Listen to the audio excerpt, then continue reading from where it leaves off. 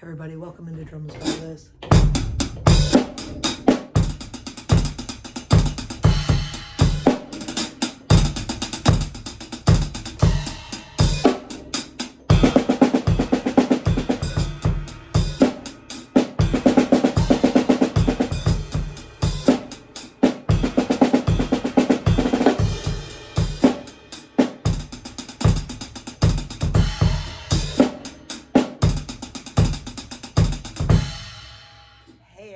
We're kind of fooling around with a little intricate thing here today, up and past some 30-second notes, believe it or not.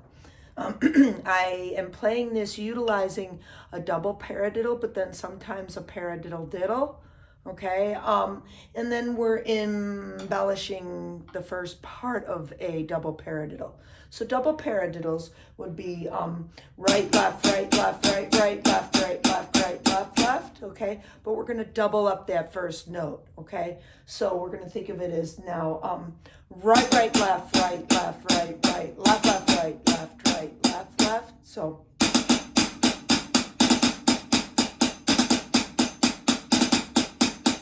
okay, and keep your doubles on the ends there, okay? And it really can sound nice, you know, and you're utilizing some rudimental work, right? All the pros use these, so why can't we, right? You know, make yourself learn those little bit more complex things and utilize all of that beautiful rudimental work that we play, you know, on our snare drum. So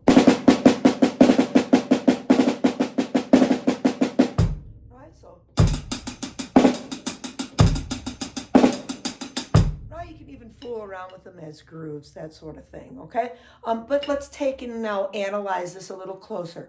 How I would begin with students is to make them play then. We're playing a 16th note groove, but I would start off with just easy double paradiddles put into this kind of crazy second half of the measure, which is they're going to think of 30-second notes, but you're going to be thinking, where are your accents?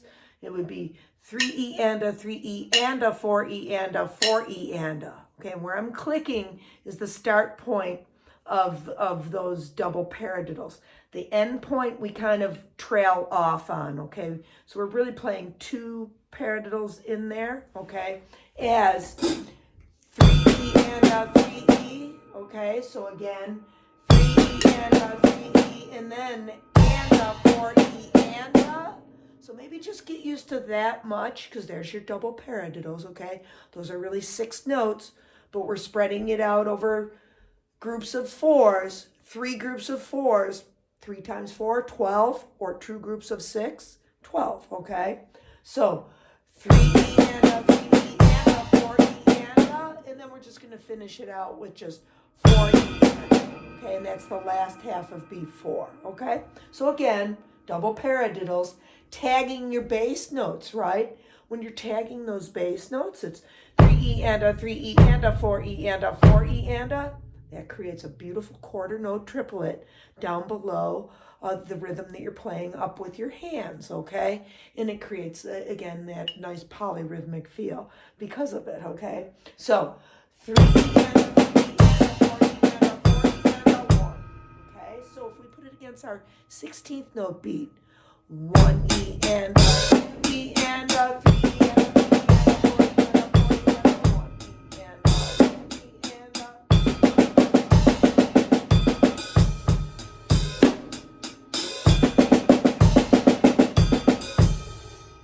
Right, and it really works, okay?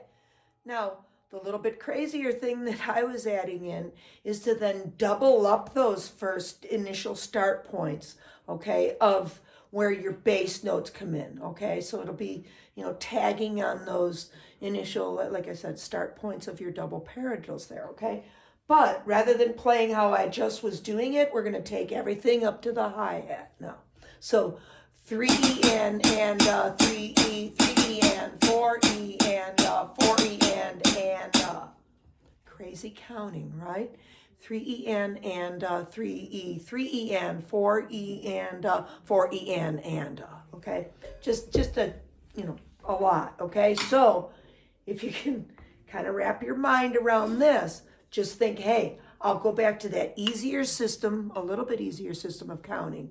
3E and a 3E and a 4E and a 4E and kind of feel those drop-in notes where the bass is going to hit, right? So 3E and a 3E and a 4E and a 4E and a.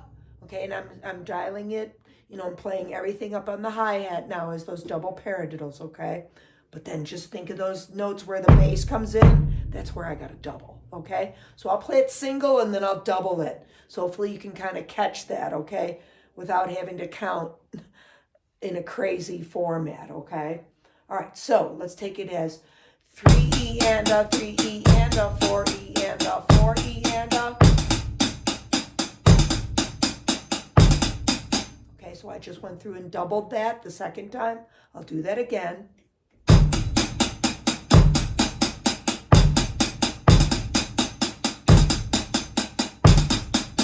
Okay, so again, kept it singular, and then I doubled it off of that end point, okay? So, play it both ways at first. So, 3E and a 3E and a 4E and a 4E and a 1E and a 2E and a 3E and a 3E and a 4E and a 4E and a 1E and a 2E and a.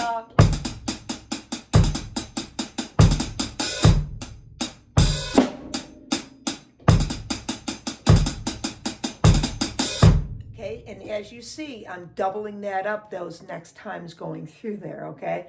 But it's such a mouthful to count. It would be hard for you to hear by counting over that hi-hat, okay?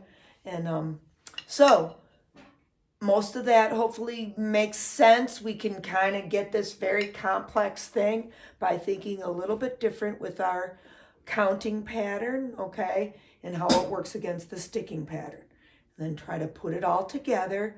Take baby steps with everything. Keep it singular and then start to double it up. Once you feel comfortable with it, get a nice little rudimental workout out of it, right? And you know what? You could stick on just the second part and do a whole rudimental thing with it. So why couldn't you do this?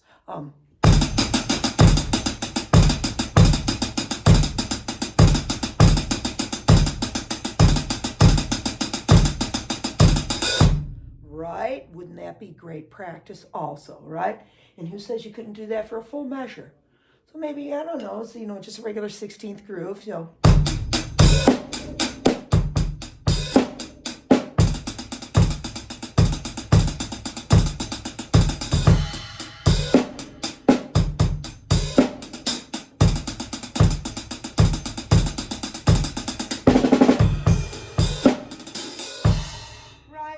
what, I could keep going, right? We could start embellishing stuff and everything, okay? But, and that's the tendency that I have. This is how I teach, right? Take one idea and then you expand upon it. And before you know it, you're this like flourishing drummer, right? You can play so many different things like off the top of your head because you've transposed this into different playing styles or, other areas of your play, adding in fills, making longer phrases out of everything, right? So again, where does the infinite fun end? It doesn't, right? And aren't we fortunate and, fortunately blessed, right, to learn this instrument?